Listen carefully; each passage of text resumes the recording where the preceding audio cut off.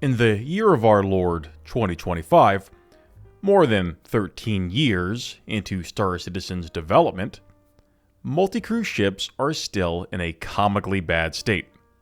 And the moment one of them even starts to rise above the water, just barely becomes viable, maybe even slightly challenges the dominance of light fighters, it gets slapped right back down, put in its place, and reminded that, in this game's PvP ecosystem, multi-crew ships exist to be content for other players. On the PTU, turret HP for the Idris has been drastically reduced. Is that fair? How does it stack up against the turrets of other large multi-crew ships? In this video, we're going to find out. Turret HP for the Idris has been reduced from 500,000 down to 15,000 for the size 6 manned turrets, and 10,000 for the size 5 manned turrets, and finally just 7,000 for the size 5 remote turrets. Now, I completely agree that the 500,000 was absurdly high and absolutely needed to be brought down. But let's take a look at how survivable these turrets actually are after the changes.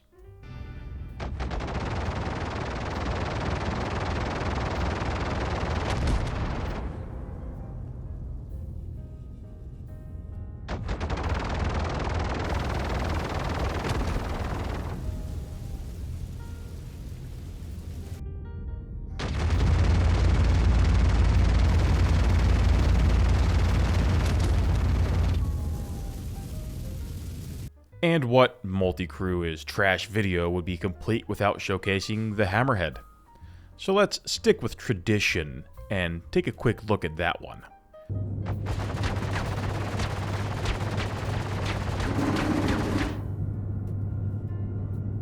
Good to see the Hammerhead is still consistently awful. You always know exactly what you're getting with that ship. Before I get into whether these changes are good or bad, I want to give you some detailed information about turret HP on other ships in the game, as well as the HP on several fighters for comparison. Let's start with the larger ships. The Idris now has turrets ranging from 15,000 HP on the high end to 7,000 HP on the low end. The Polaris, 15,000 to 10,000. The Reclaimer, 15,000 to 8.5 thousand. The 890 Jump, 15,000 to 10,000. And the Hammerhead, a flat 15,000 across all of its turrets. You can see a trend forming here. Not every ship follows it exactly, but the data I've just given you is some of the most consistent across the board. 15,000 is the maximum any turret in a large ship currently has. Now let's take a look at the HP of some of the fighters in the game. The Gladius has 7.3 thousand HP. The Hornet comes in at 13,000 HP. And the Ares, 38,000 HP. Keep those numbers in mind as we move forward. Now, something clearly had to be done about the Idris turrets having 500,000 HP. That was absurd. Each turret had more health than an entire Hammerhead, which only has 300,000 total. So yes, a nerf was needed. But bringing them all the way down to the 10,000 to 15,000 range, that feels a bit too low. Especially for something a player is expected to sit in and operate during combat. And that's important to remember. A player has to operate these. Personally, I'd like to see the turret HP start at a minimum of 20,000. That would place them just under their natural predators, ships like the Ares and other heavy fighters, while still keeping them well above the Gladius and Hornet class of ships. Also, I'm not a fan of turret HP values varying widely between ships. I prefer consistent design language, and I think Star Citizen would benefit from that kind of clarity. But at the end of the day, it's CIG's game. They're going to design it however they want, and I can only provide feedback and my opinion, which is just what this is, my opinion. All of this back and forth about the effectiveness of turrets and multicrew in general would be irrelevant if the game simply featured NPC Crew like it is supposed to and has been advertising as going to have. Now, I used to be against that idea, but over the years, and after seeing the direction SIG has taken with multicrew gameplay, I've done a complete 180. I now firmly believe NPC Crew should replace player crew in most situations. And I'm not just talking about how most people don't have enough friends to fully crew the larger ships they've purchased. I'm talking primarily about design and balance reasons. Take turret durability and firepower, for example. These things wouldn't even be a major topic if players weren't expected to sit in those turrets. When an NPC fills a role, you don't have to worry about whether that experience is fun. But the moment you expect a player to do it, everything changes. You have to start designing and balancing for actual gameplay satisfaction. And honestly, I'm not sure SIG really understands that yet. Because when I look at how multicrew ships are designed, it seems like they're built for PvE scenarios, where a group of players takes down an NPC hammerhead in a carefully coordinated fight. And that's fine. It's fun. It feels like a raid boss with different phases.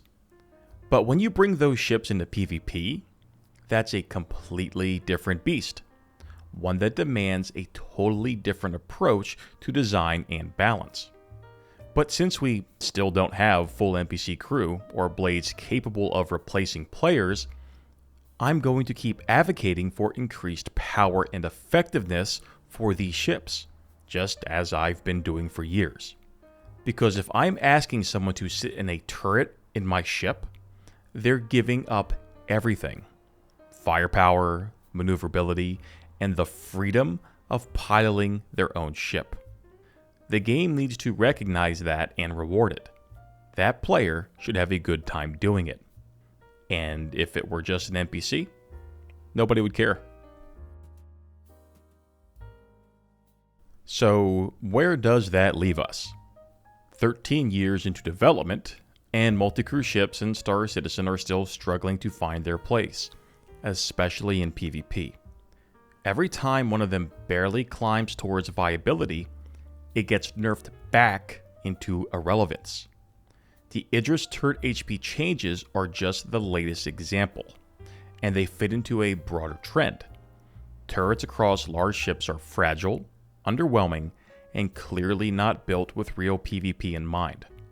When turret HP is lower or comparable than that of an entire fighter, and when players are expected to sit in those turrets and give up their own ships, something is wrong.